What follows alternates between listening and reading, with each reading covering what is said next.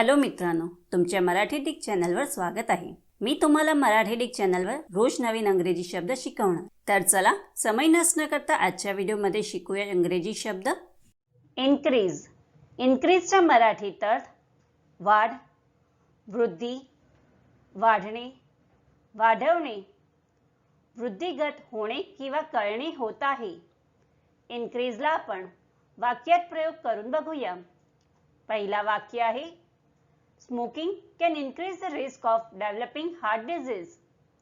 दूसरा वाक्य आहे there is a steady increase in population. तीसरा वाक्य आहे we need to increase productivity.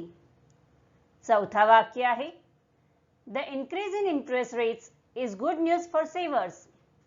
Friends, व्हिडिओला लाईक, शेअर आणि कमेंट करायला विसरू नका आणि चॅनलला सबस्क्राइब करा। Thank you.